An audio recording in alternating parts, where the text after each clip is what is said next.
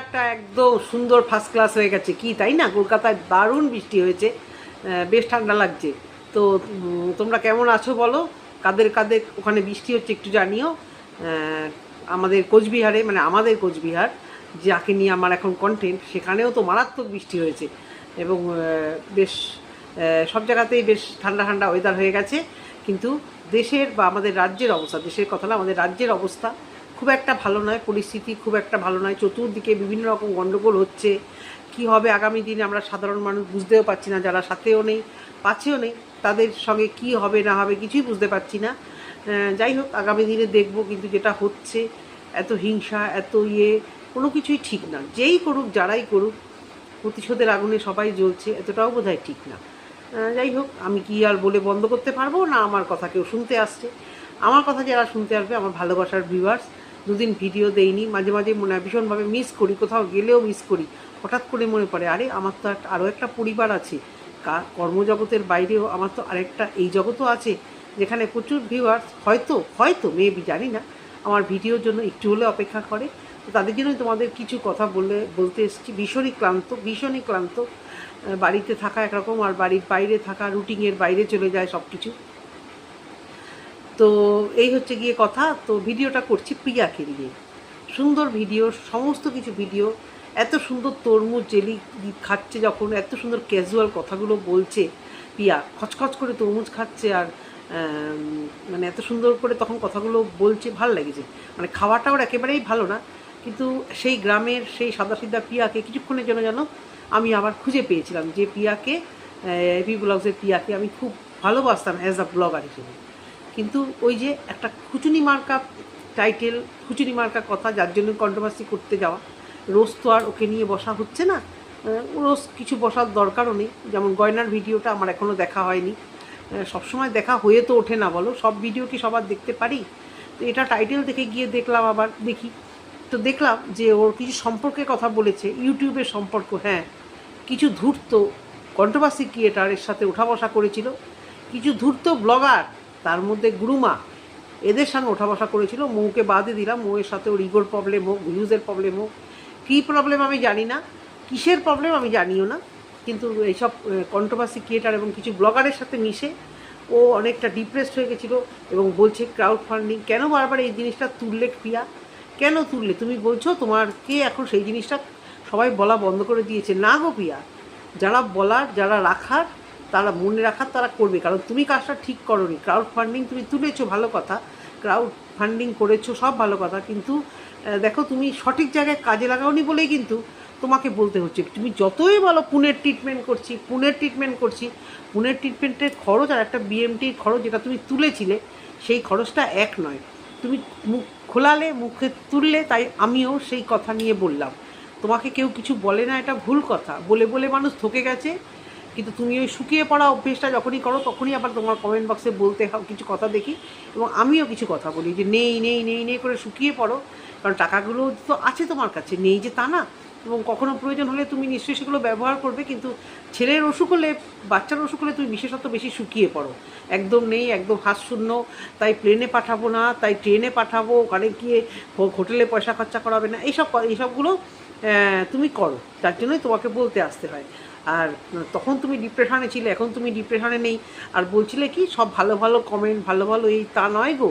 অনেক মানুষ ভোলেনি, এখনও কেউ যদি হাত পেতে টাকা ওয়াইটিতে তুলছে, হ্যাঁ, কেউ যদি চাইছে কোনোভাবে হেল্প পাচ্ছে তো নাই, কারণ তোমরা কিছু মানুষ এমনভাবে তুলে নিয়েছো, এবং সেটা সাকসেস, মানে যে কাজের জন্য তুলেছো অর্ধেক মানুষ সেটা করনি। এবং এখন মানুষের জেনুইন প্রবলেম হলে এই ওয়াইটির জন্যেও যদি চায়, যদিও এই ব্যাপারটাকে আমি একেবারেই পছন্দ করি না। হ্যাঁ, প্রিয়া যখন অসুবিধায় সত্যি সত্যি শুনেছিলাম, আবেগবশিত হয়ে আমি একজন মা হয়ে আমিও বলেছিলাম যে প্লিজ প্রিয়ার পাশে থাকো। আমি কি সাহায্য করেছি না করেছি সেটা পরের কথা, কিন্তু আমি অনেককেই রিকোয়েস্ট করেছিলাম আমার ভিউয়ার্স হিসেবে যে প্লিজ ওকে সাহায্য করো, কারণ একটা বাচ্চার সাথে আর কোনো লাজ লজ্জা, মার আঁচল পাতা কোনো কিছু যায় আসে না। কিন্তু এখন আমি বুঝি, তখন আমি ভীষণ আবেগবশত হয়ে এই জিনিসটা করেছিলাম, আর জীবনেও কারোর জন্য এই জিনিসটা আমি করতে যাব না, কারণ অর্ধেক মানুষ মানে কথা রাখেনি। সেখানে প্রিয়াও যেরকম মানে অনেকটা ঠকিয়েছেই বলতে পারো, ঠকিয়েছে, ঠকাবে এটা ভাবিনি। পুরনো কথা বলতে বাধ্য হলাম, কারণ ও ভিডিওতে আজকে এই কথাগুলোই বলেছে। কেন বলেছে, কি বলেছে, কেন ক্রাউড ফান্ডিংয়ের কথা তুলে নিজেকে পরিষ্কার রাখলো, এটা আমি বুঝলাম না। কন্ট্রোভার্সি চাওয়ার জন্যই নিশ্চয়ই বলেছে। তো ওরও কিছু পাতানো দিদি হয়েছে, পাতানো দিদি সম্পর্কেই কথা বলবো অবশ্য করে। তো সেই ক্রাউড ফান্ডিং করেছি, আমার পাশে তখন কোনো কন্ট্রোভার্সি, কেউ কোনো ক্রিয়েটার দাঁড়ায়নি, এটা ভুল কথা। তোমার নিজের গুরুমা, সেই তো প্রচুর টাকা তোমাকে ফার্স্টে দিয়েছিল শুনেছি। সে আর কারোর জন্য দিক বা না দিক, তোমাকে এতটাই ভালোবাসে দিয়ে ফেলেছিল, অপাত্রে দাঁড়িয়ে করেছিল, কারণ এমনি তোমার টাকা প্রচুরই আছে, প্রচুরই ছিল, কোনো প্রয়োজনও ছিল না।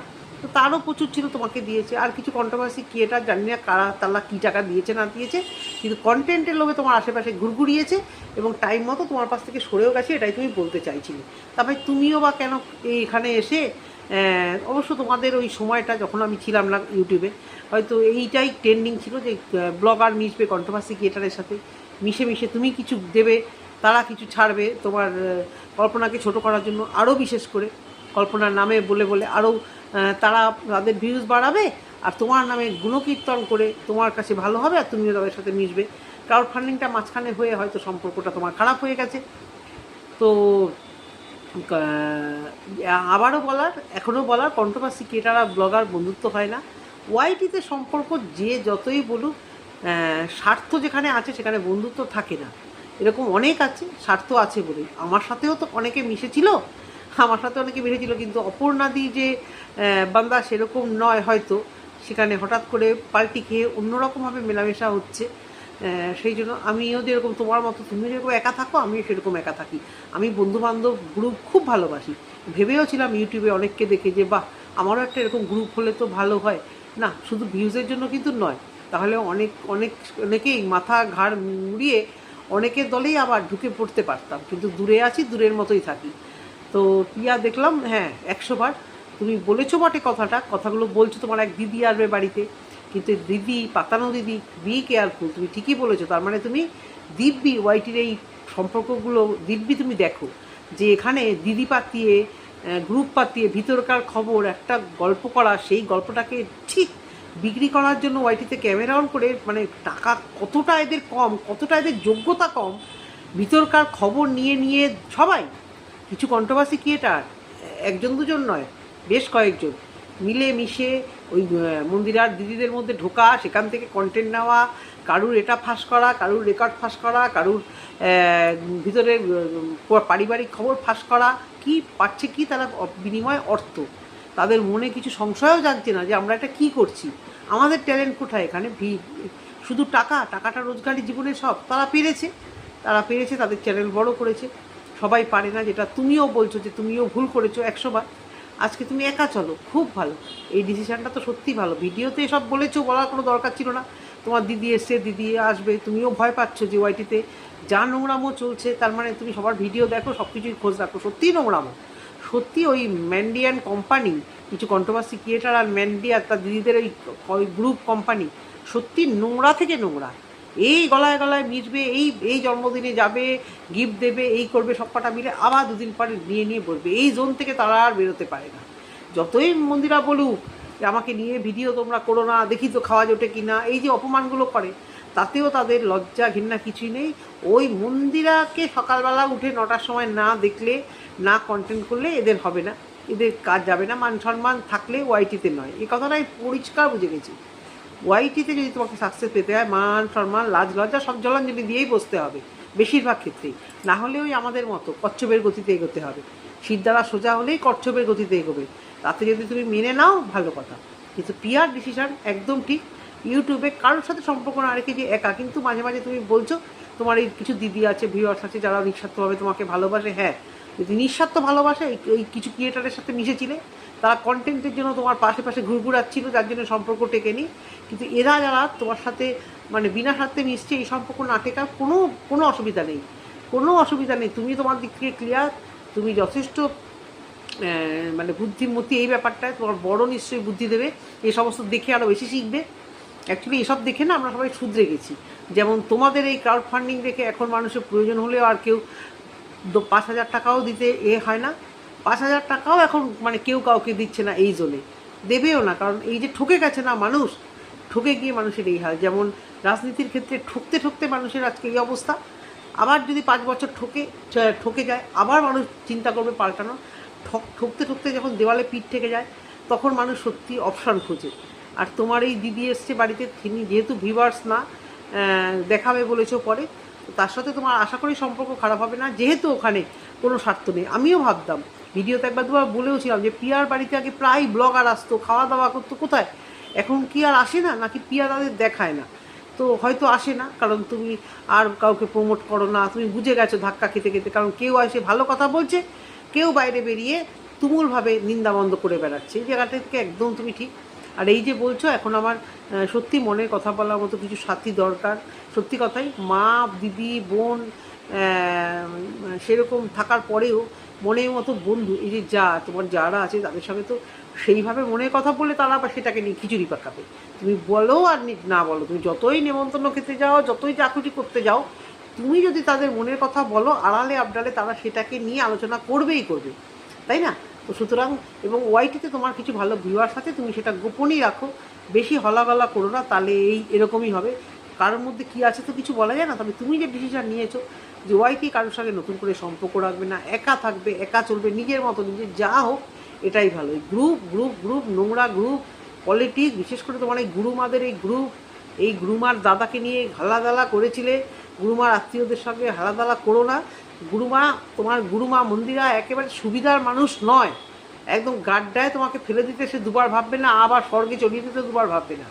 তাই তুমি যে যাদের সাথে মিশেছিলে ওয়াইটিতে, যে ধান্দাবাজদের সাথে মিশেছিলে, তাদের সাথে যে মিশবে না এবং একা চলবে, এই ডিসিশনটা তোমার একদম ঠিক। কিন্তু এটা নিয়ে আজকে দিদি আসবে বলে ভিডিওতে এটা তোমার পুরো একটা কন্ট্রোভার্সিয়াল কন্টেন্ট, তাই কন্ট্রোভার্সি করলাম। আর বেসিনে কলে একবার অসুবিধা, একবার বলছে সুবিধা, কোনটা যে তোমার মাথায় থাকে জানি না। হ্যাঁ, বাইরে বাসন ধোয়ার মজা যেরকম আলাদা, আর বেসিনের বাসন ধোয়ার মজা আলাদা, টেকনিকও আলাদা, তাই না? তুমি প্রথমেই বললে বাইরে ছড়িয়ে বড়িয়ে বাসন ধুই, কিন্তু যখন ঝড় বৃষ্টি হবে আর যখন শরীর খারাপ হবে তখন মনে হবে বাইরের জায়গার থেকে এখানে এটে একটুখানি কোনো রকম দাঁড়িয়ে ধুয়ে ওখানেই আমি বাসন রেখে দিচ্ছি, এর মজাই আলাদা।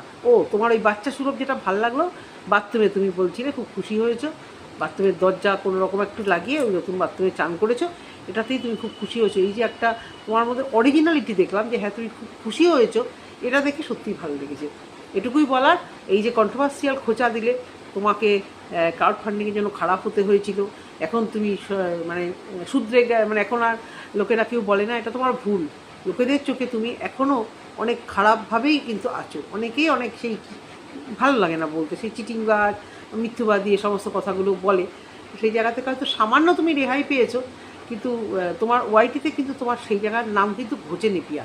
তুমি এখনও মোটামুটি সেই জায়গাতেই আছো। কিছু ভিউয়ার্স হয়তো তোমার কাছে এখন মানে আর কিছু বলছে না, কিন্তু যে তোমার ভিউজ হয় যে কটা, ভেবো না সব কটাই তোমার পজিটিভ ভিউয়ার্স, ঠিক আছে? আর একা থাকো, ওয়াইটিতে আর সম্পর্ক গঠন করো না, তাহলে ভালোর থেকে খারাপ হবে বেশি। আর যাদের সাথে মিশবে সেই সব ধান্দাবাজদের ইয়েটা বেশি হবে, লাভটা বেশি হবে, তোমার ক্ষেত্রে ক্ষতি হবে।